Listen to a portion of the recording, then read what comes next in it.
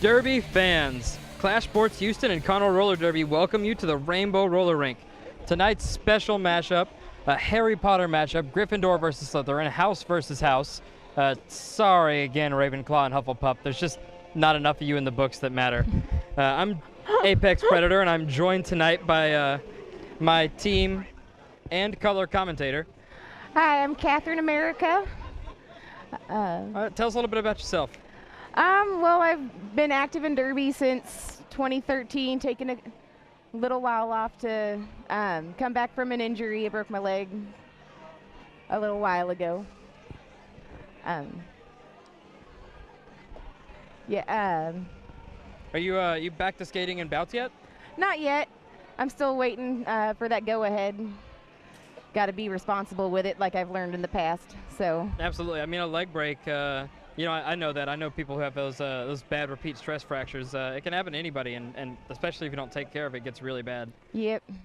Gotta make sure you got that ankle strength back up before you get there too. So Absolutely.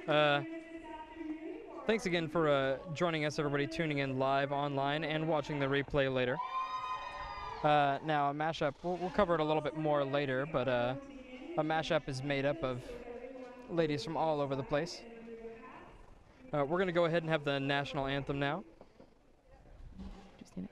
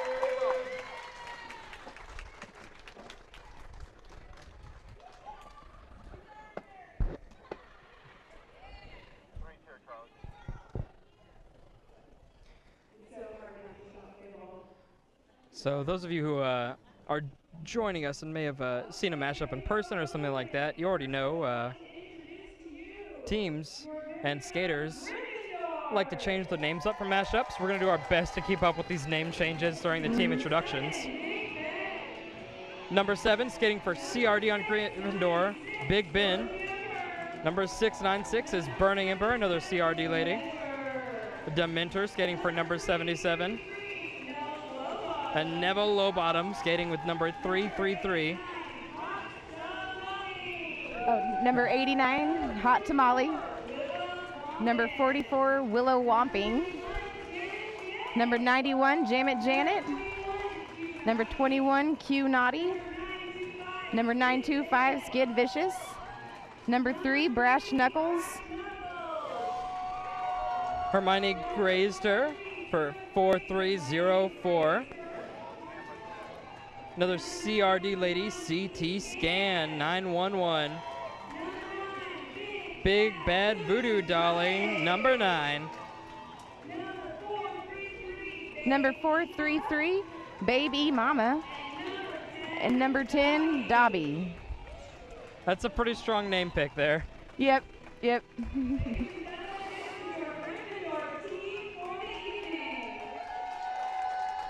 Those ladies will be skating for Gryffindor. I guess they're the good team.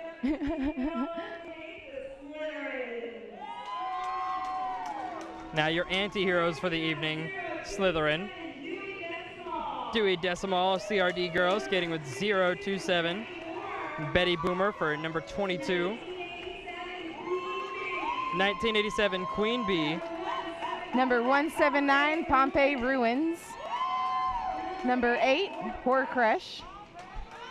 Number 710, Pope Fiction.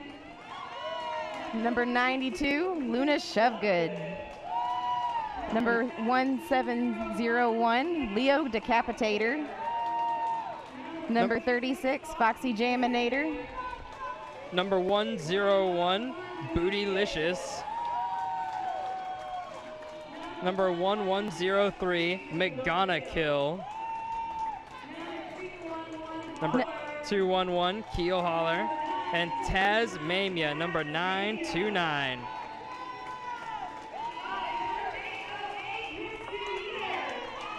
Sneaking in there just at the last minute, number 808, Ms. Demeanor.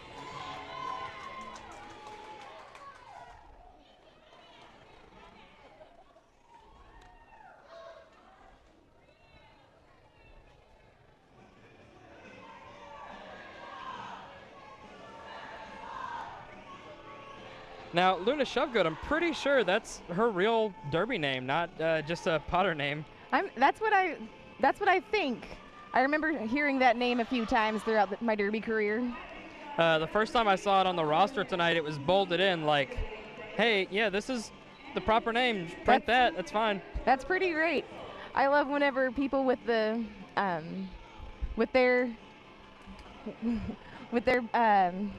fandoms getting to skate in a mashup that correlates. Yeah, I mean, I know these things are a little bit competitive to get into.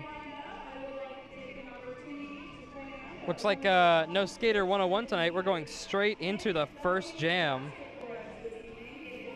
Anybody who hasn't seen derby before, we're going to try and keep you caught up on how things work as we go along.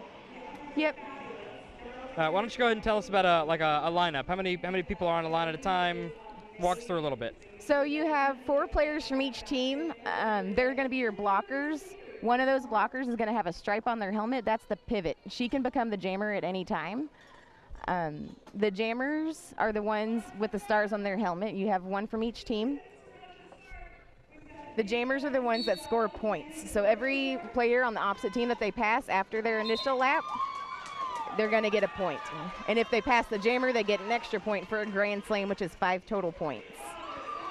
As you can see here, this is full contact. The jammers are allowed to check each other, push each other, shove, generally be a little bit rough. Yep. The other important part of being a jammer is calling off the jam. Whenever you hear those series of 3 whistles from the refs, it means that the lead jammer, the one who broke away from the pack first, has decided to end the jam. Exactly. So what are normally the reasons that you end a jam? Well, if the other jam is hot on your tail and you don't want her to score any points, that's when you're going to call it off. That way you can keep their points pretty low.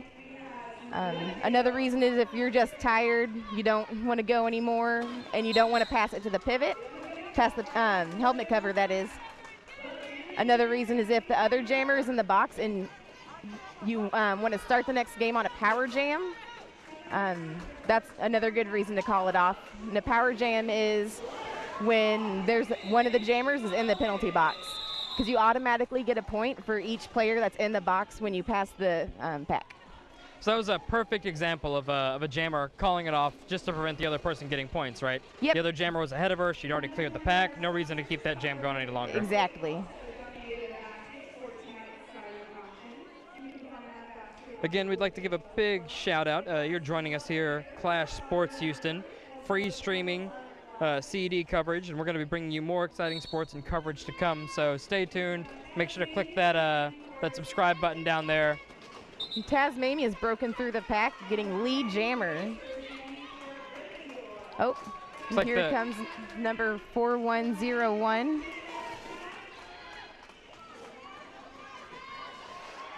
Tasmania tears through that pack and calls the jam off. At the end of the third jam, that's going to put us 4-3 Gryffindor. And again, this is Conroe Roller Derby at the Rainbow Roller Rink. Really the best team in this area, if I'm being quite honest. Yep. I am a bit partial to that, though. Well, I'll claim the exact same thing.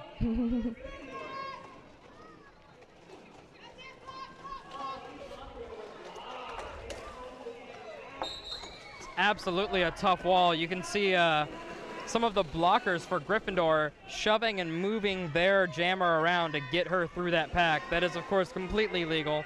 There's a whole bunch of ways you can't hit or touch anybody, but there's even more ways you can hit people in Derby, really. Yeah. Pretty clean game so far, though. I haven't noticed any penalties called.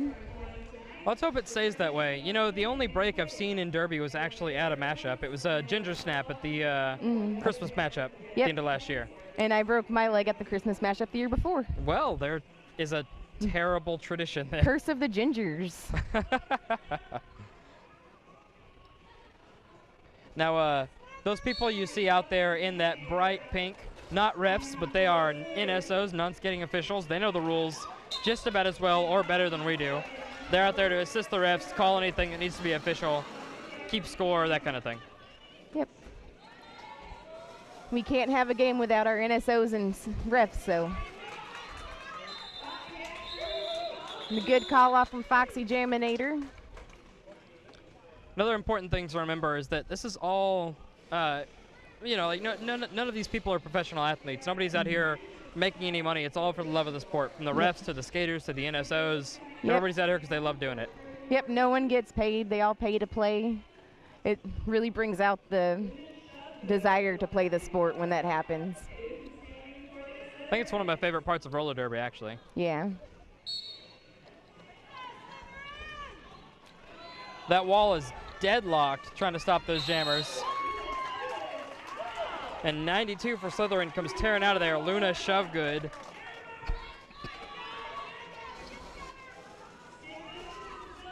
Luna gets low and comes into that pack quick. Shoves right through a 3 block.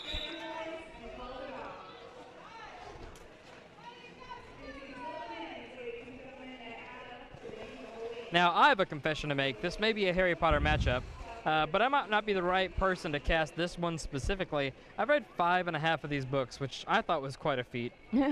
I absolutely love all things Harry Potter. I've been going to midnight showings since I was old enough to be allowed to go. I consider myself a Hufflepuff. Oh, so that means you're actually impartial for this match? I am. I'm a bit upset that there's not a Hufflepuff again this year. I'm surprised that it wasn't a doubleheader, actually. Yep. Oh, and a multiplayer block called on number 7, Big Ben for Gryffindor. What that means is she was holding on to another player when the jammer tried to get through, so it was an impenetrable wall. So there would have been no way for the jammer to get through, which is a big no-no.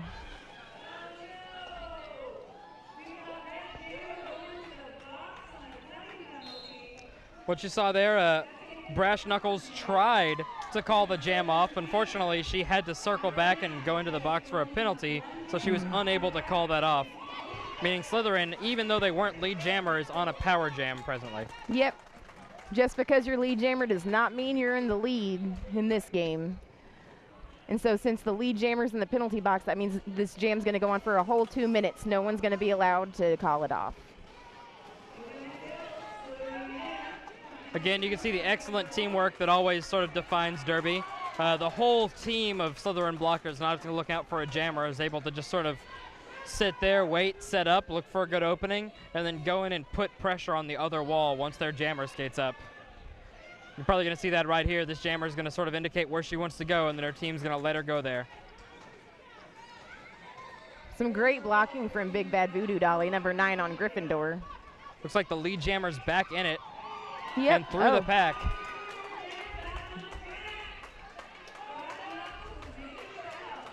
How long do penalties last in Derby generally? Is it different per call? each call is going to be worth 30 seconds in the penalty box. You can go in for more than one penalty at a time, like an insubordination, so talking back to a ref, being just tacky and rude. That doesn't happen very often, though. But for each penalty, it's 30 seconds. So you can sit for, I've seen it up to 1 minute and 30 seconds. Ooh. Usually it's just that 30 second, though. There must have been some serious insubordination. Yes. I think it was a cut, an insubordination, and then a misconduct penalty. I mean, honestly, with such excellent athletes as Bootylicious and Jamit Janet, we can expect nothing but the highest class play. I don't think any of these people are going to have a problem with these refs tonight. Right. And Conroe's pretty good about keeping their heads together with them, so the CRD girls, I expect, are going to keep the insubordinations down to a minimum. Now, here's a perfect example of a power jam, right? Yes. It looks like, I believe that's MJ Smash is the Slytherin's jammer, and she is in the box right now. Some great blocking going on from Slytherin. Now, what we saw there was the blockers getting called off of that jammer, right? She moved too far away from the pack? Yes. Each team, the blockers are responsible for being 10 feet apart from each other. So there can't be more than a 10-foot gap. So like that, again, it's a no pack situation. So they have to stop, let the jammer go, and reform that pack before they can do anything else. Man, you have to keep up with the position of jammers, the position of your other teammates, the position of the other blockers, and stay within 10 feet of each other? Yes. Seems pretty rough. And that's the hard part about roller derby is most sports, you either play offense or you play defense. There's no overlap. In derby, you have to play both pretty much all the time. Sometimes your jammer needs help through and you got to get her through that pack. Sometimes you just got to keep that jammer. Sometimes you got to switch at a moment's notice. Honestly, I can barely roller skate, so it's all pretty impressive to me. Yeah. It's like this pack is really, really tough for both jammers. Yep.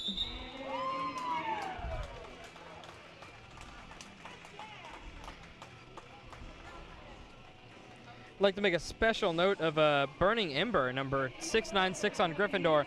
This is her first game back in, what, 8 or 9 months? Something like that. She broke her leg a while back out of practice, I believe. I'm super proud of her right now because I broke my leg a little bit before she did. Yeah, I remember very distinctly the person who brought me into the sport, the person who I came in with, Cinnamon Spite, was her very first practice. Ember fell and had her break, and then immediately was like, this doesn't happen all the time, while she was still laying there with a broken leg. Yep.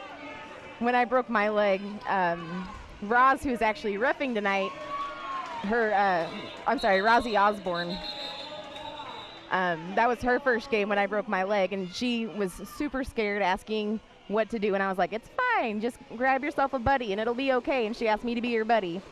And then I broke my leg and she was in the pack when I did. I felt so bad.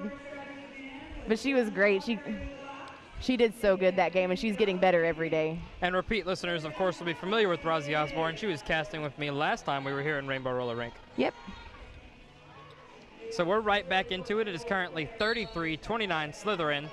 The green team pulling ahead. A lot of love in the crowd for Slytherin.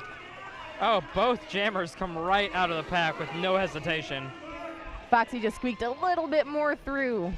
Some jammer on jammer action. Let's see what happens if Foxy calls it off or not. Oh, nope, she's going for it. Great wall from Slytherin. That must take a lot of trust in your team to have another jammer right there and be like, yeah, I'll go for it. We'll be fine. Yep. It's hard to get that level of trust up with your blockers, but once you do, it never fails.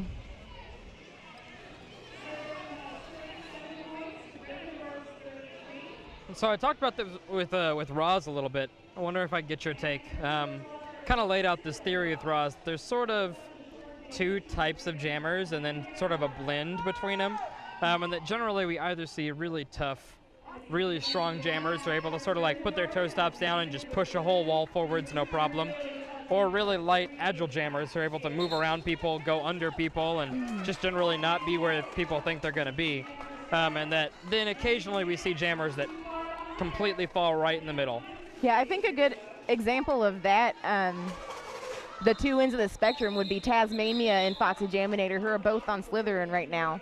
Taz is just so good at using her feet to get around people, she just looks like a figure skater out there spinning around everyone. And Foxy Jaminator just uses all of her power and just pushes through everyone like it's no problem. Although, of course, it's not always, that black and white. I've of course seen Taz shove people out of the way and Foxy apex over somebody like mid-turn once. Yeah. So. Of course, shout out to some of the non-CRD people. Brash Knuckles seems to be another great example of being a jammer who just gets around people. Yeah. There's Foxy doing exactly what we mentioned, just kind of shoving somebody out of the way and shooting through the pack. Yep. Gryffindor's jammer's right on her tail, though. And see what happens with that. Foxy really excellently calls her opening and then just gets her team there and tries to push through that wall. Calls that jam off, 4 points for each jammer. It's really interesting to see CRD play in back-to-back games like this. The more I see them, the more I see how they kind of change and grow. When they played against Big D Roller Girls, it was very common for the jammer to come in immediately, sort of point where they wanted, and their blockers would make that hole. And I didn't really see CRD doing it at the time, but now we just saw Foxy do that exact same thing. So it's good to see him sort of change and grow a little bit as the season goes on. Yeah, it's definitely great to watch them progress as a team. Gryffindor's jammer breaking through the pack. Yeah, Brash Knuckles having no trouble getting through this pack.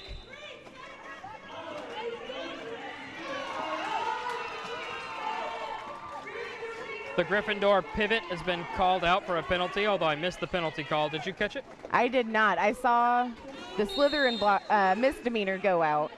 I believe that was for a multiplayer block. Oh, and a power jam for Gryffindor. Slytherin's jammer got called on a cut, meaning she came back inbounds illegally. Or, in other words, further along than she should have, or not behind the right person, correct? Yes. If you get hit out of bounds, you have to come behind the person that hit you and anyone else that was in front of you. If you already passed that person, you can come back in front of them, no problem. But if you haven't passed them yet, or they were the one that hit you out, you have to come back in behind, or you will get that cut penalty. Slytherin is working so hard, but with only 2 people, they are not having any luck stopping Brash Knuckles. Oh, and Brash Knuckles in the box for a cut. I feel like Brash Knuckles is okay with being in the box there. She's picked up 20 points so far in this jam. I feel like she's earned a rest, really. Yeah. Oh, and Green Jammer's back in the box. So with both jammers in the box, what happens? So the jammer who got into the box first is going to immediately come out of the penalty box. The jammer that came in second is only going to have the same amount of time as the first one. So there's no one jammer only served 10 seconds, the other one has to serve the full 30. If one jammer only serves 10, the other one only has to serve 10, but only for this penalty.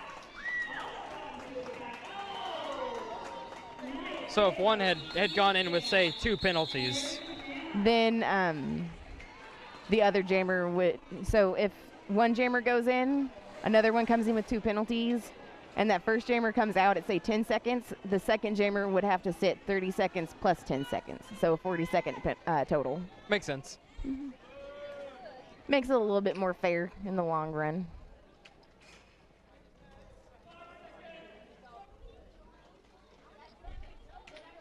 So we're currently 62-45 Gryffindor. I know Slytherin took a pretty strong blow in that last jam. I know they're going to be looking to make up some points. This is still a really close game, though. That lead's been changing quite frequently. Absolutely. That's Luna Shovegood, lead jammer for Slytherin. She also probably thinks it's a pretty close game. And then a 20-point gap is, not much to worry about, especially if she keeps handling walls like that. Yes. She just kind of hopped her way through, really. Yeah, she seems to just slide through like butter, or knife through butter. Now, of course, for a mashup, we have girls from all over the place, right? CRD, HRD. Do you recognize any other leagues out here, any other teams? Yes, Janet, number 91 for Gryffindor. She actually skates for Austin's home team on the bank track. So all the way down from Austin for this. Yep, the rules are definitely different from bank track to flat track, but She, I believe, started on flat track, so she's got it down pretty well. Wonder if we have any misfits out here. I'm not sure. I haven't been keeping up with the misfits recently. There's also Betty Boomer. She is on number 22 on Slytherin. She's from New Braunfels. She actually started with Conroe quite a few years ago and then had to move out there about a year and a half ago, I believe. She actually helped start that New Braunfels Worst Girls. Slytherin is continually trying to catch up. They're going to be trying to get a point anywhere they can for these coming jams. With 12 minutes left in this half, I mean, it's really the next few jams that are going to see if Griffin's going to pull further ahead or if Slytherin can close that 15-point gap. Yeah, but that 15 points can be made up in a single jam, so you never know. Yeah, I mean, we just saw a 20-point jam. And there's Taz coming out of the pack, no problem.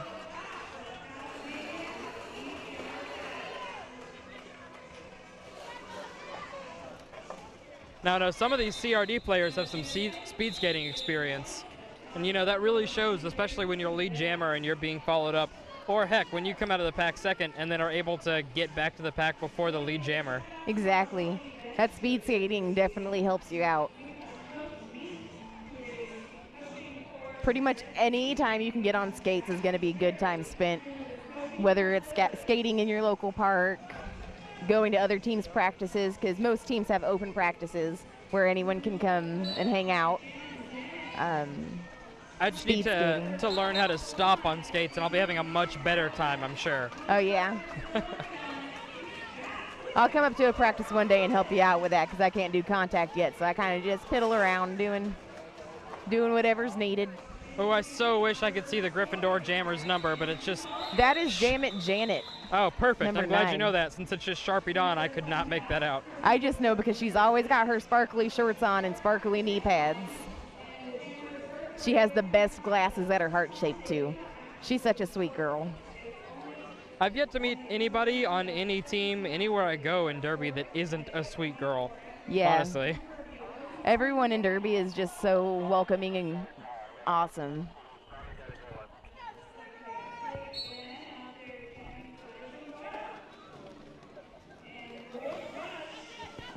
Looks like Big Ben jamming for Gryffindor. I'm sorry. Dementor from Conroe, number 77. She did a great job of keeping Big Ben back for a little while. Wait.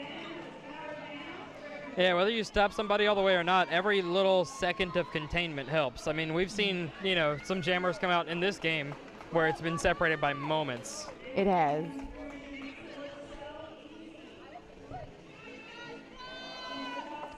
So on that that tough skater, fast skater sort of jammer spectrum, where would you put Ben?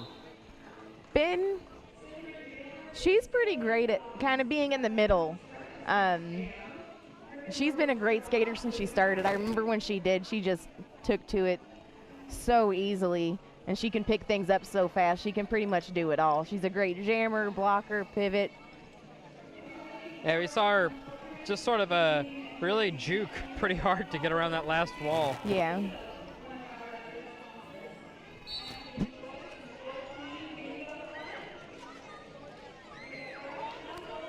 That Gryffindor jammer is working so hard to get around the Slytherin wall.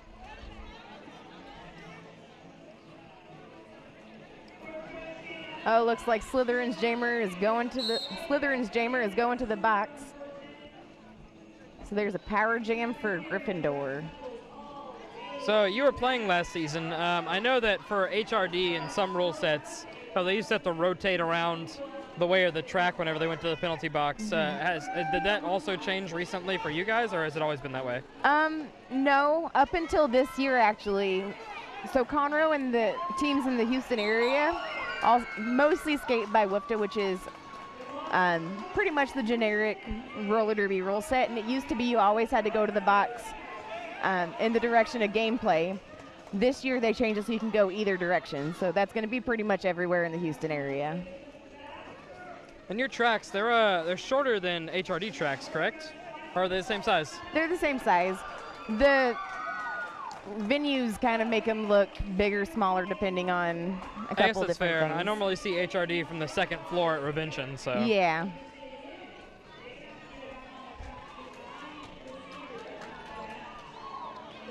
That Slytherin jammer working real hard. You can see her already a little bit tired, pushing through that pack. It's number 8, Horcrush. And a call off from Gryffindor. Gryffindor had another pretty strong jam there, picking up 13 points, setting it 88 to 54. That's just what I was talking about. You know, the next few jams after that initial lead, we're going to decide if one team picked up 10 points or the other, and who'd sort of approach the end of the first half with a strong foot up. I mean, it's not too late, certainly, for Slytherin to turn this around. Exactly. There's still another half to go through. We're not even through with the first half. Anything can happen. I mean, I say it all the time on stream, and I know that the CRD girls give me trouble for saying it all the time on the stream, but, like, unless there's a 100-point gap, it could still reasonably go either way. Exactly. I mean, not that it would be easy, but it certainly could. I saw I believe they were the Crescent City Roller Girls make up a 100-point gap just a little while ago, and I was looking through some Derby footage on YouTube. Yep. So it's certainly doable. Exactly. That's why when you come back from halftime, you have to be in the same mindset that you were at the beginning. If you're in the lead and you decide, oh, we got this, we're 100 so points ahead, you could easily lose that lead just because the other team wants it a little bit more. Luna Shovegood really worked hard there. She got right behind the other team's jammer and just followed her right through the wall. I mean, it's important to remember that even though, you know, half of these girls are on your team, you still have to technically get past them to score. Yeah, especially if so Gryffindor could have easily used the Slytherin Jammers team against her. It's very easy to trap a couple of players and make that wall even bigger, or even keep the blockers so that the pack breaks and you don't have to reform, but the other team does. So. I know that's especially a thing that happens all the time in bank tracks, and they can only go out one way. It's super common to see 3 or 4 people pushed up against the wall. Exactly.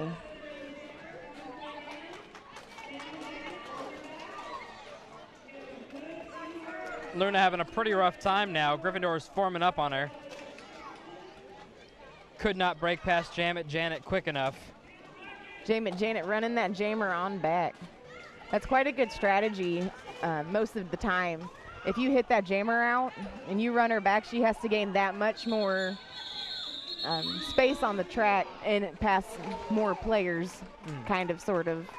I know whenever I play, that's a strategy I use a whole lot. It's always so impressive watching people skate backwards. It blows my mind still. It took me so long to master that. I was such a slow learner. Like these transitions girls going from skating frontwards to backwards, some girls pick it up the first practice. It took me a year to get that down. I couldn't do it. So a lot of these skaters they picked it up so quickly. It always impressed me. I'm coming up on 6 months of off and on skating, and like I said, still can't stop. So, you know, it's all pretty impressive to me. Yeah. You know, if Slytherin has a couple more jams like that, they're going to be all right. I mean, Gryffindor still has the heavy lead, 92-68, but Slytherin got a good 10 points on them last time. Yeah. Yes, Slytherin is kicking it up a notch, it seems. Here, Betty Boomer come in and call out her arrival to her team, trying to get them moving and get them forcing that wall open, which seems to work just fine for her. Yep, she got through that pack pretty easily. She didn't let Gryffindor stop her at all. Great help from her teammates. Yeah, I mean, I think it's always pretty impressive in these mashups, right? You've got girls who may have never skated together at all before. Exactly. And they, you know, get out here. You guys couldn't see it on camera, but they pick up like maybe 20 minutes of practice together, and then they're expected to work together in a cohesive team on wheels. Yeah. Which is why a lot of the times the mashups are a lot closer in points than, say, Conroe versus the HRD Rec League Machete Betties. The teams seem to be a lot more matched. Betty Boomer maybe wishing the teams were a little bit less matched.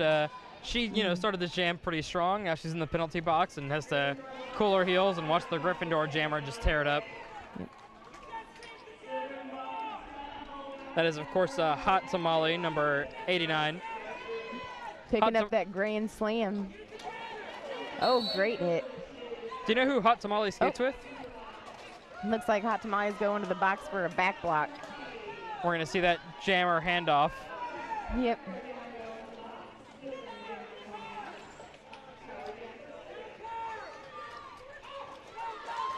There was a star pass. The jammer handed her star helmet cover. Yeah, helmet cover.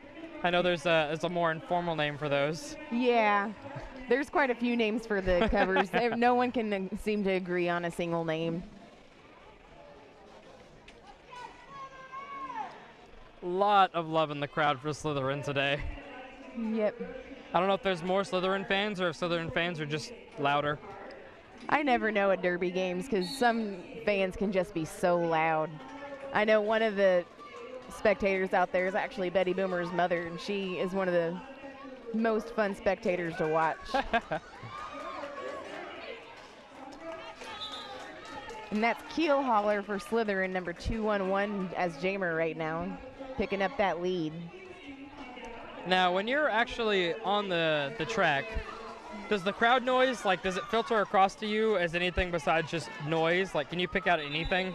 No, I usually can't even pick it up at all. You're so in the game trying to hear your teammates and the refs that you don't even notice the crowd most of the time. I think the flip side, too, is skates are kind of loud. I mean, we hear them super clearly over here. I can only imagine being in the middle of a pack with, 10 pairs of skates trumping about. Yeah, the refs need to be extremely vocal in their calls. Because if a skater can't hear you, they're not going to go to the box, which is going to hold the game up a bit. And that, ladies and gentlemen, is why Rozzy is such a great ref. Exactly. I mean, she has lots of good qualities, but pretty loud. Yeah, and the Jamer ref for Slytherin right now, Paul Raffier, he's been reffing for about as long as I've been skating, and he's got that voice down pat. He doesn't sound anything like he does when he's reffing in just normal conversation. He sounds much scarier when he's reffing. The first time I ever heard him was reffing, and then I met him in person and was shocked. Yeah. First time he reffed a game that I was playing at, he got so sad because I did a blatant penalty on accident, of course. And I was just, yep, I'm going off the track, whatever. And then he blew the whistle, and after the game, he was like, I didn't even get to call you for that. He was so upset. Foxy working real hard to make up some ground. The other jammer in the box for those first 30 seconds, she has been trying to tear this wall up. Only picked up 5 points so far, but working on another 5. Great hole made by one of the Slytherin blockers there. Man, did you see that? That Gryffindor jammer just danced through that wall. Yep. She actually used... That's Big Bad Voodoo Dolly. She used to skate for HRD for the home team, the Bosses. She's an excellent skater as well. Honestly, if you told me she used to be a figure skater after that performance, I'd believe you. Yeah. I'm not sure what her skating experience is before Derby, but she's just so nimble on those skates. They're like an extension of her feet at this point. Looks like we have a timeout. Do you want to explain how timeouts work real quick? So timeouts, the captains for each team has a captain and a co-captain. Either one of those people can call a timeout. Each team gets 3 timeouts per game. And then they also get official reviews, which they get 1 per half. And what that happens is it's just like whenever a coach in football throws the flag. They come out, express to the refs what they think should have happened, how they think that call should or should not have been made. The refs talk about it, come back with a verdict, and if they won that review, so if the review got overturned or the call got overturned, they get to use 1 more review for that half. So since we're right at the end of the half, how does that work? I mean, we've just run the time out on the first half of this game. Normally we'd be going right into halftime, but is this review going to affect that? I'm not sure because I didn't actually notice when the clock ran out. If it was already at 0, I can't imagine them rewinding the clock for that. That usually does not happen. So we're going to wait this call out, see how the discussion goes, but most likely we're going to be going into halftime here. We're looking at is it 15 minutes right now for halftime in these mashups? I'm not sure. It changes sometimes depending on what the halftime entertainment is, if there's games or anything like that. Well, since I've heard nothing about that, I would expect us to be back in about 15 minutes after this halftime. We'll, of course, be on the air and streaming just in case there's one excitable, awesome last-minute jam. But in case there isn't, we're going to go into this halftime 108 Gryffindor to Slytherin's 91. Slytherin managed to close that almost 20-point gap they were looking at, but it's still not going to be an easy game. Fairly close, but still an uphill 17-point battle. Yep. There's really so much that Slytherin can do to close that gap. I wouldn't put it out of anyone's way to we be saw the winner. a 20-point jam a little while ago. If Slytherin, pulled something like that, 20-0, they'd be right on top. Exactly.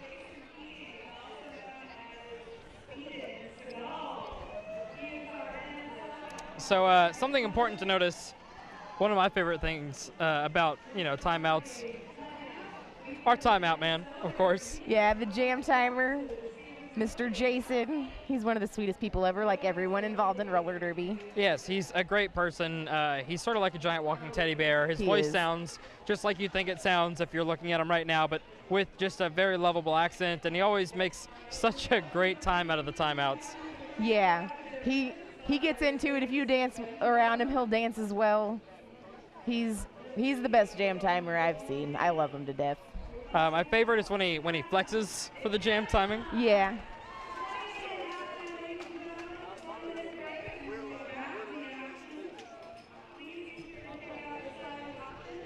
All right, so we are going into the halftime. We're going to go ahead and sign off for the next 15 minutes. You'll be joining us back here in the Rainbow Roller Rink with Conroe Roller Derby. Broadcast, of course, on Clash Sports Houston. Stay tuned, and we will see you guys after the half in 20 minutes.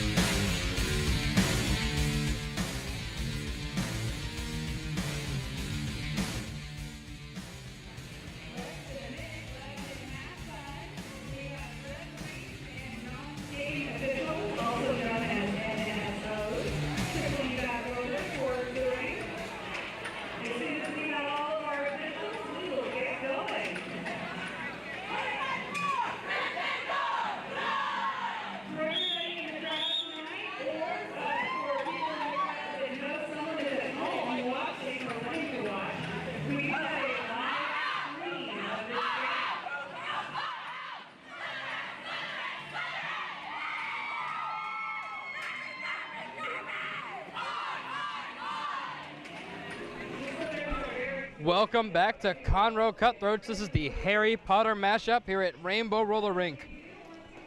Again, this is a CRD Conroe Roller Derby game broadcast by Clash Sports Houston. Your #1 spot for certainly roller derby. I can't imagine anybody outdoing them there. Providing CED coverage right over YouTube, straight to you, live. We are right back into the second half of this fantastic matchup, Gryffindor versus Slytherin. Gryffindor is up 108 to 91. Slytherin's looking to make that up at the start of the second half. And Foxy's certainly proving that. Breaks right out and becomes lead jammer. Already off to a great start for Slytherin. And see if Foxy can close up that gap a little bit. Foxy comes in, just moves someone out of the way. Great call off from Foxy. Yeah, she saw the wink link there and she took advantage of it too. She did. But of course, I'd like to give a big shout out to everybody listening. Yes, we have Ellie Vader and Ronan Hyde up in West Virginia listening. And then we also have Bruiser Moore in New Jersey watching. All of them are CRD or ex-CRD skaters, and we love them all and miss them very much. Now, I could be wrong, but I believe Ellie Vader was watching, and I was in the chat with her at last Christmas matchup, too. Yep, they've watched every game since we've been doing this, so. Whew. Taz goes down in kind of a tumbling fall. Great walls going right now. Those jammers are having a tough time breaking through. Yeah, in the first half, seemed like Brash Knuckle never really had a challenge, but now Slytherin's working real hard to keep her contained. Maybe not hard enough. Yep. Brash Knuckles getting that grand slam.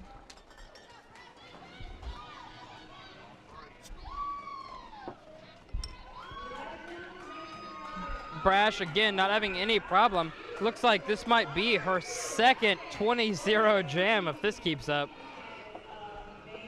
I have got to figure out where Brash Knuckles plays. I need to watch her more often because she's doing fantastic.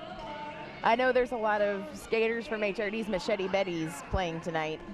That is, of course, the rec league down in HRD Houston Roller Derby. I know we've thrown the acronym around a lot. I don't know if we actually said it. Oh, Brash Knuckles going to the box. This is going to be a power jam that's going to go the full 2 minutes. I'm sure you guys didn't catch that over the mics, but we got to hear that stern ref voice. Yes.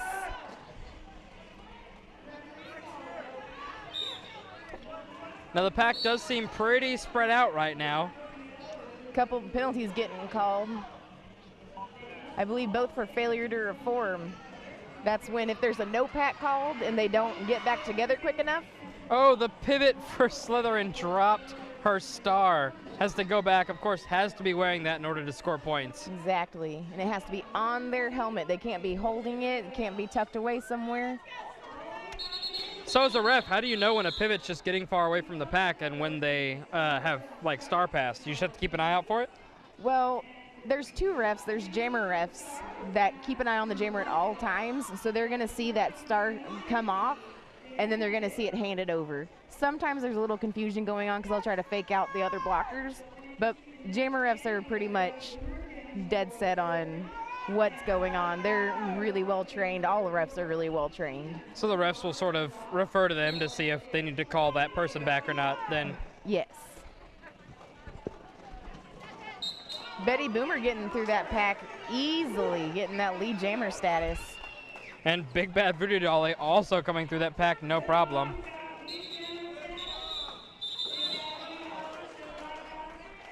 Good call off by Betty Boomer. Big Bad Booty Daddy shoots through the pack and accidentally takes out another team member from Gryffindor. You know when that happens sometimes. You need somebody to stop you because you're moving pretty quick. If they're not ready to stop you, it's gonna be rough. Yep. Especially when that jam's called off and you might not be expecting it going in too hot. Everybody else is kind of relaxed, going back to the bench. You can get some serious wipeouts going with that. I had a chance to talk to Ember during the half. Just make sure she's doing all right. Remember, this is, of course, her first game back after her injury and being out. Said she's doing fine, legs holding up well. Says it's a fun game to be back in. Probably doesn't hurt that she's on the winning team. Yep. I know she's probably having a great time. It's hard to be off skates for that long.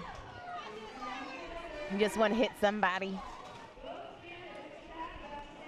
Yeah, it was dangerous being around Sin when she was out for an injury. I'm sure. Poor Paul Revere gets so frustrated with me, especially when I first got injured. I was complaining all the time. My stress was through the roof because I didn't have that outlet to go hit people, because you go to practice 3 times a week. You miss even one practice and you're just pent up with all Crawling this frustration. Up the walls. So quick jam last time. Gryffindor picked up 4 points and corrected 3 points for Slytherin. Foxy comes right around that wall, looking to just move Gryffindor out of the way.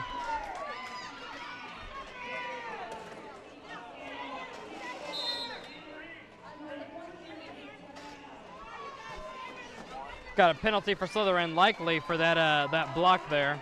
If that was a misconduct, she did something naughty. I didn't quite catch what it was, but it almost looked like a back block, but I didn't hear a back block called, so yeah. Could have been anything. She might have been in the air when she hit. She might have done. There's so many things that can go into a misconduct call. Can you not block during an apex jump? If you were the jammer and jumping through the air, you're not allowed to hit anybody. If you're a blocker and there's a jammer in the air, you can hit her anywhere. So I can, as long as it's an otherwise legal block, stop somebody who's jumping, who's doing an apex. Yes, exactly. And really, when you're in the air, you give up your right to the safety zones, like the back. You won't get a back block called. That's fair. I guess your parts are kind of just going where they're going. Yeah, if you're in the air, all bets are off. Blockers can pretty much hit you however they like. They just can't go in the air at the same time. So somebody can't jump and catch you. Right.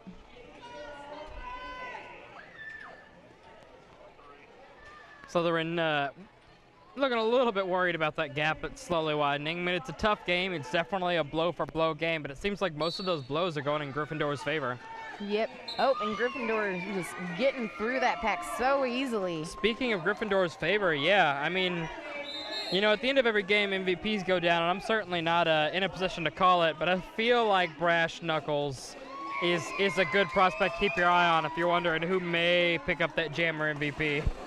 I would be surprised if she didn't. I mean, anything can happen in a game where some jammer at the last minute just picks up those points. But on the flip side, I'm pretty sure she's put like 50 to 60 of Gryffindor's points up by herself. Yeah. I'm not sure, but it feels like she's been jamming like almost every other jam. Yeah, it seems like every time I mention her name, it's followed by like breaks through the pack again. Yep. Brash Knuckles, if you're listening to this replay, just know, we see you. We notice. Yep. Keep up the good work. We notice how excellent those leggings are.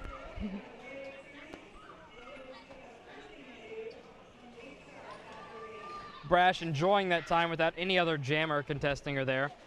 Looks like she may be going for another 20-0. She has her way. Only halfway through the jam. Oh, calling it off. Well, yeah, there it is. Brash Knuckles puts up the second 20-0 jam this game. She's definitely racking those points up for Gryffindor. Gonna have to go ask her where she's from because I need to watch those games. Exactly. If they're putting people like this out. I don't care how far that drive's going to be. I'm going to go to her next game with her actual team.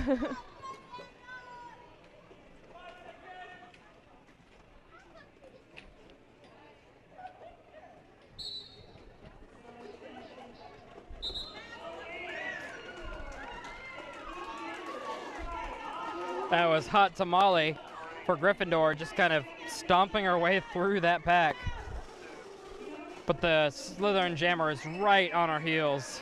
Looks like there was also a panty pass on Slytherin. I believe Slytherin dodged her own teammate to keep tearing after Hot Tamale there. Yep. And that's a difficult thing with roller derby is sometimes the other jammer might be, or the blockers might be focused on the other jammer and might get in their team's jammer's way, and it just gets real difficult sometimes. Yeah, I mean, when nobody's on the track, it looks real wide. Or when you're skating on it by yourself, it feels like, you know, you got tons of room on either side. But once you have 10 women clogging it up, like, yeah, it's going to be a really, really narrow track. Yep. Definitely gets claustrophobic sometimes. See both teams forming up those 3 walls, getting ready to stop those jammers, and both teams doing a pretty good job of it so far. Gryffindor's jammer gets knocked out as to cycle back behind Tasmania. Oh, and she is working hard. Bootylicious swinging around and keeps getting in her way, but she breaks past that 3 block. Great block by Burning Ember on Gryffindor, just opening up that hole for Big Bad Booty Dolly to slide right through. Just a great jam so far, really, it all is. around.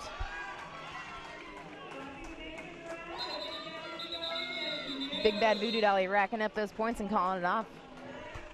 So way exactly to do it. What I mean, would have done. Yeah, if you get even 1 point, it's totally fine to call it off. You've already come out ahead. Heck, if you're in the lead and you stop the other person 0-0, still a great call. Yeah, I definitely wouldn't do that if I was, like you said, in the losing team. But if you're in the winning team, just burning up that time, keeping yourself in the lead. 0-0 is a totally great round for you. Yeah. Especially when it's looking like it is right now. Gryffindor 160 to Slytherin 114. Slytherin's really going to have to rally and get on that Space Jam kind of game if they want to close in on this really strong Gryffindor team. CT scan. Skating real fast coming around those curves.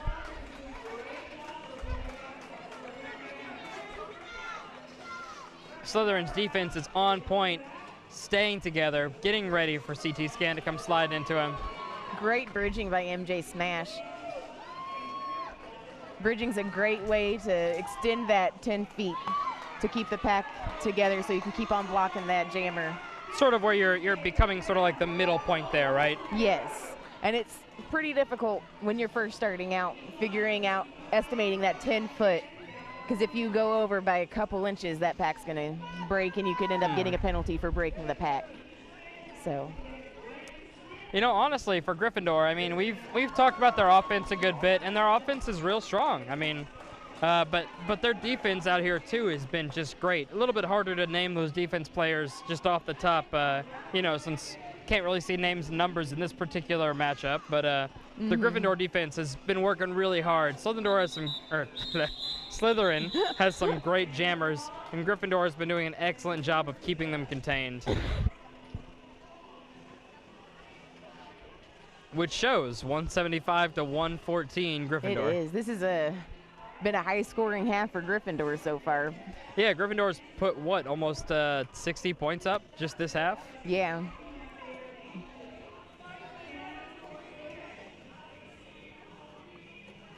But like I said earlier, until it's like 100 points or more, it's not really an appropriate time to call it. Yeah. This could still turn out either way. I could easily see Slytherin rallying, getting 1-2 good jams in a row and closing that gap. Uh-oh, Slytherin's jammer called for a back block going to that penalty box. Overshoots it just a little bit. Yep. Skid Vicious on Gryffindor picking up that lead since the Slytherin's jammers in the penalty box. And Gryffindor doing what we normally see CRD do, which is sort of give everybody a chance to jam. Mm-hmm. I feel like you never really get much experience, right? Like if you're a blocker and every game you play in the blocker role and you just kind of block-tastic, you're never really going to figure out if you can or can't jam unless you get on a team like this or in a mashup like this where somebody gives you the chance to do it. Yeah, mashups are the perfect time to do that. Whenever I bench coach every once in a while, and if I'm bench coaching a mashup, I make sure everyone plays every position. I don't care if they want to jam or not, they're going to go out and do it just for the experience. Luna Shovegood, again, pretty much every time she's passed the pack, it seems like she just magically moves between people. I guess that name's appropriate. She's doing a pretty good job of it.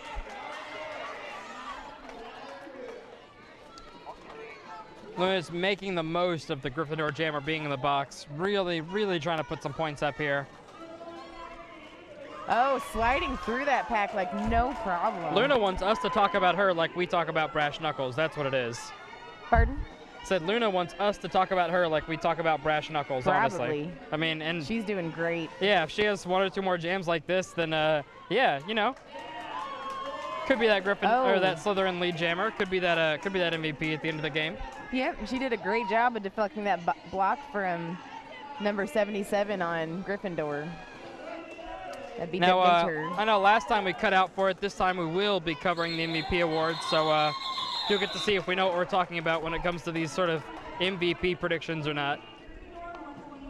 Yeah, and most of the time I'm wrong on who gets the MVPs because you see so much more when you're inside that pack and you're actually feeling how hard those blockers hit, how hard to just keep that jammer back.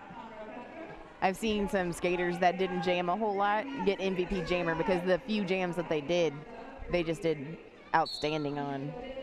I mean, that was a pretty good last jam, honestly, for Slytherin, bringing it up to 180, 131.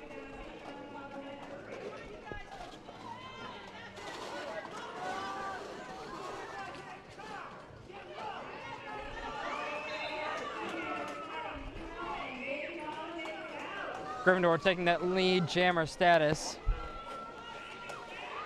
Ooh, wiping out on that turn right there. Got a little bit too low. Yep. I hate when that happens. Honestly, I would wipe out every time I try to do a crossover. It looks like magic. Like it does. It takes so much work to get those perfected. I watch people's feet when they do crossovers, and I could not tell you how a crossover works right now. Yeah, it's because you got to push like sideways with both of your feet. When I first started, I thought it was just the motion of crossing your feet over that made you go fast, but there's so much more involved. It takes tons of time to get it perfected and to actually gain speed while you're doing a crossover. I mean, when I first started, I kind of thought it was witchcraft. So yeah, which, I mean, it's Hogwarts mashup. It might be at this point. Feel like viewers, you're getting a bit shorted. I've been making a just almost no Harry Potter puns, really. Shame on me. I know. I should be doing better. Harry Potter's my jam. I'm gonna need you to carry the Harry Potter torch here. But I guess roller derby, not really, not a whole lot of overlap with Quidditch. Yeah. I wish Dewey Decimal was out here because she was making those Harry Potter puns like it was nothing before the bout, and I can't even remember what she had said, and it makes me so sad. I don't think I've ever heard Dewey say anything that wasn't a pun or a joke, and that's not an exaggeration. It's not. She's either singing or making some kind of joke. Yeah, I had an 8-hour stint with her while I was face painting at a CRD fundraiser, and it's nonstop. Or burping. Well, yeah. She does some of the best burps I've ever heard. We're talking about animals.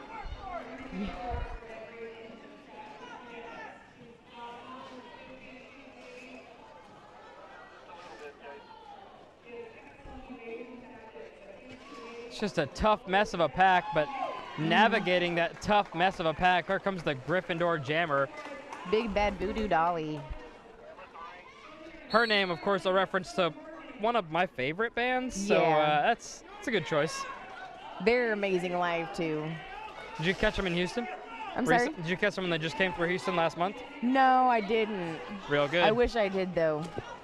I saw them quite a few years ago in Houston. Looks like we had a star pass to Foxy Jaminator. And, of course, she just smacked her way through that pack. Foxy's like, jamming? Yeah, I love that, sure. She actually complains every time we put her in for a jam, which I think's hilarious. Really? Because she's one of the best jammers, in my opinion, that Conroe has. But she's so good at she's one of those, she's good at every position. So you can put her in doing whatever she wants, and she'll help you with that score. I mean, if you asked me to name the CRD jammers, Foxy would be first on my list. It's surprising to hear that she gripes about it. She hasn't in the past like year or so, but when she first started, she settled into it. Yeah. Man, I was so jealous of her when she first started because it took me so long to get the sport down. She just picked it up, and she's just been great since she started. Brash Knuckles just skipping and jumping her way through that pack full of fallen blockers. MJ smashed right on her tail, though. Oh, yeah. Oh, I'm sorry. Her derby name today is McGonagall, which I think is fantastic. Oh, Red Jammer trying to call that jam off, but she got called for a cut, so of course she can't. Once you get called for a penalty, you are no longer that lead jammer. I think it's pretty interesting that you can call it off from anywhere except for on the way to the penalty box. Like if I wipe out and slide 20 feet off the track, I can still call that jam. Just not once the ref blows their whistle at me. Yeah. Which can be frustrating because sometimes you don't realize you got that penalty until you try to call it off and they're like, no. That looks like exactly what happened there, honestly, because Brash seemed, she stopped skating. She was like, yeah, of course I'll call this jam off. Why wouldn't I? Yeah. McGonagall on her power jam right now, but here comes the lead jammer. I wonder if she's going to go ahead and call or try and pick up a few extra points here. Well, she went to the penalty box, so she's not allowed to call it right now. Ah. Once you go to the box, you're no longer a lead. You can't do anything. This jam's going to go on for the full 2 minutes, which is so the jam effectively has no lead once the lead jammer goes to the penalty box. Correct. Which is going to be so hard on these jammers because I know this far into a game, they've got to be tired. Yeah, I mean, it's not like, you know, they all go catch like massages and a nap during that halftime. They're running over, trying to find a cool spot in this unusually warm track. I actually reffed a game. I can't even remember where it was, but they were sponsored by a massage clinic. So they had a massage table set up for the skaters during halftime and after the game. Oh, I didn't get there quick enough to get one, but I was like, we need to get that for CRD. So if anybody listening out there works for, knows about a massage clinic, just, you know, if you happen to sponsor the team, maybe me specifically, whatever, I will never shut up about you. My new name is going to be Apex Predator dash the name of your massage studio. Just if you send somebody out here to give me a back massage while I'm casting, I'm never going to shut up. Nope. Nope. I'd like to say I'm impartial, but I can be bought for exactly one massage. Gryffindor jammer, working real hard. Must be tired. You can already see that, but still coming through that pack strong. Hot tamale.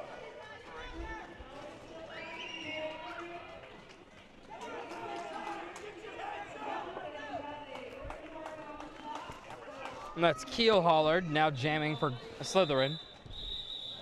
Looks like Slytherin, just like Gryffindor, taking a chance to sort of rotate through, give everybody a little bit of, you know, jamming. Yep. So how much, when you're on the blocking side, is sort of like knowing the other jammer and preparing for them, right? Like if I'm a blocker and I can see that, oh, that's one of the really quick ones, or that's a really tough one. Yeah. How much can you really, at that point, prepare for that jammer?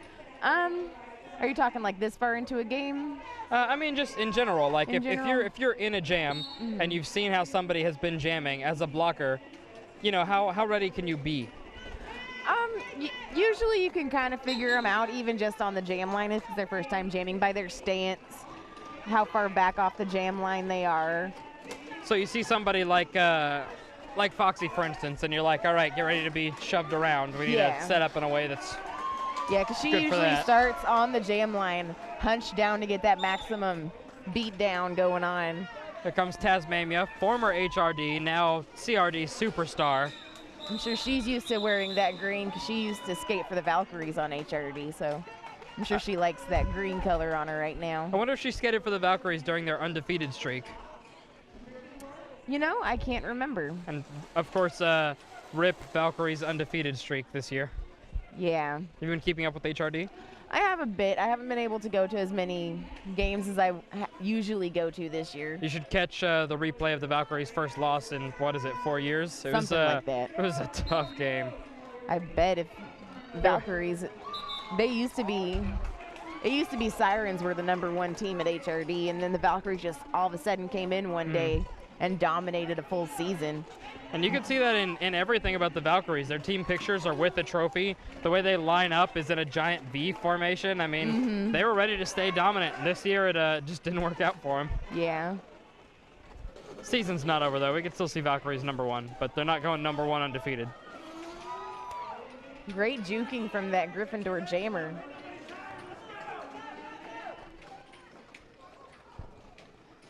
Brash Knuckles, of course. feel like every time we talk about a Gryffindor jammer, it's it's either Brash Knuckles or CT Scan, Hot Tamale. Really, I mean, looking at the roster, it's a team of pretty strong jammers. It is. I'm surprised we haven't seen Janet jamming more. Yeah, I mean, we saw her, first half. She used to skate for the team out in College Station, the Brazos Valley Derby girls. I know a few girls that came from that team specifically. Of course, they're all fantastic and the sweetest girls ever. But every Derby girl is the sweetest girl ever, so. That's pretty fair. Yeah. Slytherin jammer really, really, really wanted that jam to go on, but it's not her call. Yeah. We're coming into 5 minutes left in this second half. 224, 159, Gryffindor. That's still anyone's game, though. Only 70 points. 70 points in 5 minutes. Slytherin's really going to have to turn up the heat if they want to catch up to Gryffindor. They are, but it could happen. Oh, I don't think it's impossible. I just think it would be, we would still be talking about it this time next year if it happens. Yeah. Oh. If they can have a couple more jams like that, it might happen, though. Keelhaller picking up that lead jammer status. It's one of my favorite things to see jammers do, honestly, is just get on their toe stops, put their heads down, and just move really quick. It takes a while, like pretty much everything in Derby, to perfect that toe stop. Keelhaller takes on him, hitting on him, but. Yeah, Keelhaller takes a couple really good hits and still comes through. And going to the box for a back block penalty. No lead jammer. It's going the full 2 minutes. That's not something you want Slytherin to be going through right now, but. Yeah, Slytherin definitely does not need that. Black block, of course, one of the several types of illegal blocks in Derby. Right. You're not allowed to hit people when they can't see you coming. Right. So back block is when a player hits hits another blocker or jammer square in the back. You're not allowed to hit around that spine area, purely for the danger factor of it. That makes a lot of sense. People are moving pretty fast. I've seen some pretty tough hits go down. Yeah. Most penalties in Derby that you see called are going to be cuts or some kind of illegal blocking. Being on roller skates, you can only prevent so much injury from happening. You don't want people getting relaxed in their hitting and causing more injury. Yeah. Slytherin doing a pretty good job now, 2 in a row. It's almost like they heard our rallying call and are working to hold on to that lead jammer status.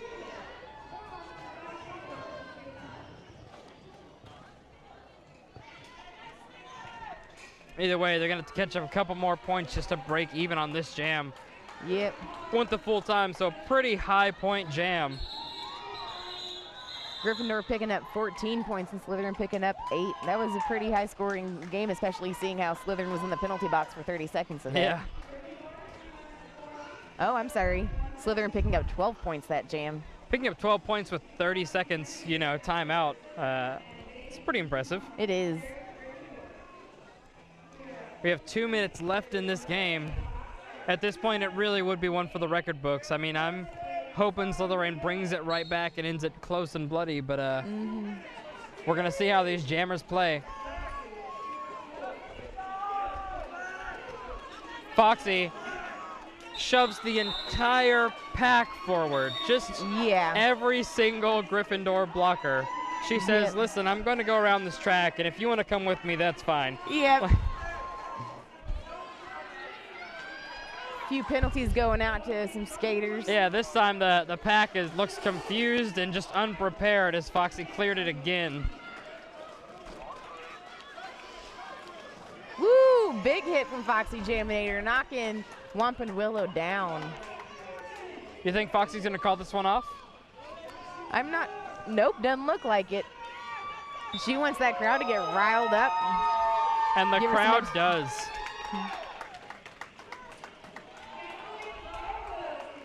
At this point, I think she's just going to get as many points as she can. Already picking up 12 for this jam. She's getting a lot of love from this crowd. She is. She's good, so good at getting that crowd riled up.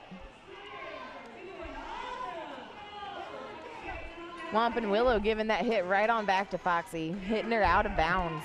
Foxy pushed out for the first time this jam. Now that the pack is slowed down a little bit and she's lost some momentum. Looks like it's a little tougher for her. Never mind. Yep. There's Foxy Jaminator coming right out.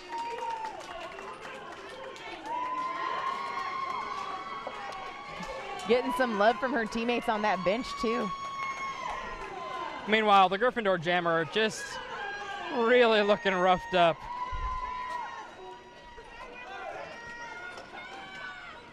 There's, I believe, Dewey Decimal, just this entire jam, it should be said, holding that Gryffindor Jammer, giving Foxy the opportunity to just skate around. And that was the last jam of the game. What a jam to have, too. That was great.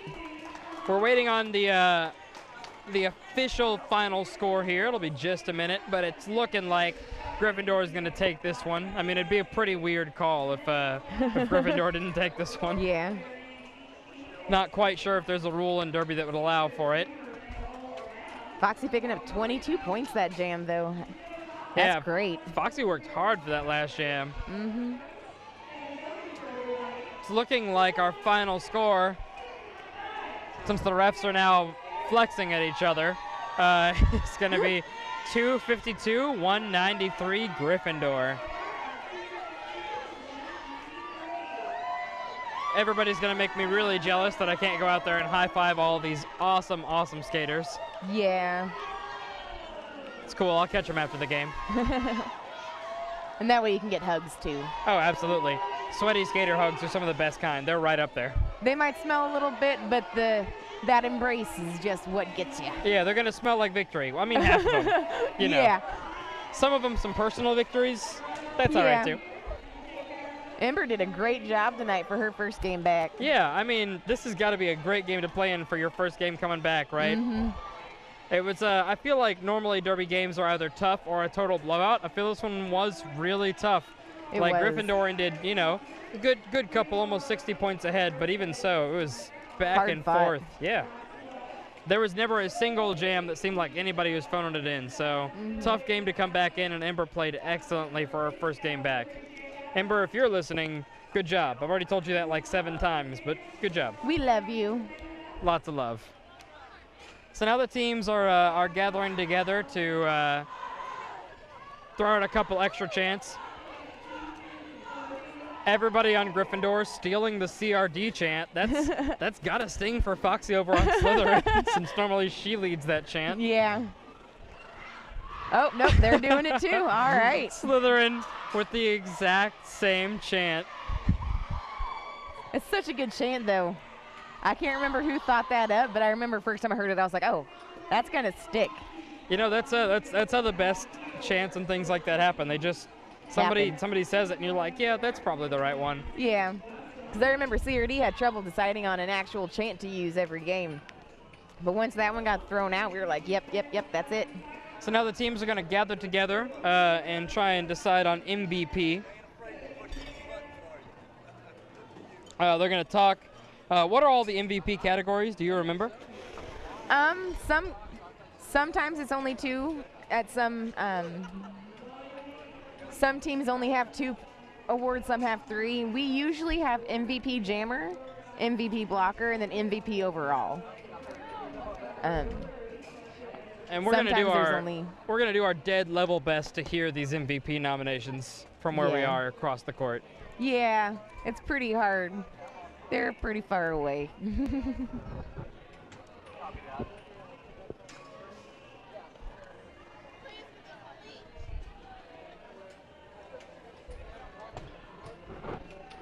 Both teams played a really excellent game. Again, I mean, my personal standouts, always love seeing Foxy jam, but some of the other jammers tonight were really, really strong. Brash Knuckles, I feel like we never shut up about her, and Big Bad Voodoo Dolly. They were both really strong. Only saw CT Scan jam once, but when she did, she was just tearing it up out there. Yeah. Hot Tamale pushed through that pack no problem a couple times. And then over on Slytherin, you know, Whore Crush, doing really good. Foxy. Of course, Luna Shovegood. I mean, really living up to her name. Every time I feel like, you know, they were coming towards us on this straight, she just kind of moved through the pack, no problem. Yeah. Keel Hauler, saw her a couple times doing pretty good work. Yep. And on the blocker side, I mean, you might have some other picks, but I feel like Tasmania worked real hard. Dewey Decimal both really strong for Slytherin. Really kept those jammers in containment. Yeah, they're the two that I noticed most of the time, along with McGonagall or MJ Smash. She did really well on both sides, blocker and jammer. And then who would be your blocker picks over on Gryffindor? On Gryffindor, that's a tough one. Especially tough since literally every Gryffindor team member except for one of them's numbers are just black Sharpie on the back of a red shirt. Yeah, and it's kind of hard to tell the difference between with all those helmets on. But, I mean, Janet did great. Of course, Burning Ember for her first game back, she was holding those jammers back and opening up holes like no one's business.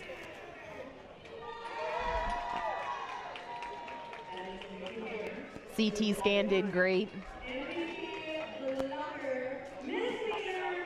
Slytherin's MVP jammer is Luna Shovegood, and her MVP blocker is Misdemeanor. Almost gave Luna 2 awards there. My bad. Yep, MVP overall is going to be Tasmania for Slytherin. Tasmania picks up that MVP overall. I mean, she was playing real hard all game nonstop. She was. It's like Gryffindor's picks coming in. Waiting for our fantastic in-house announcer, Bling. Yes.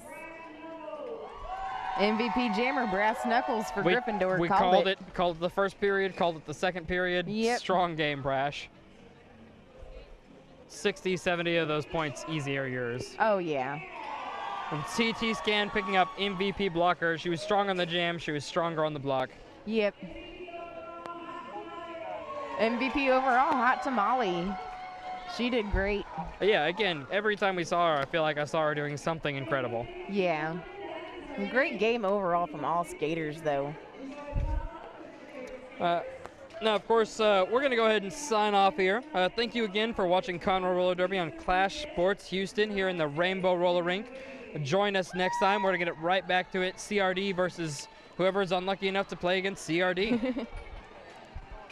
You guys have a great night. I've been Apex Predator. And I'm Catherine America. And we are signing out for now.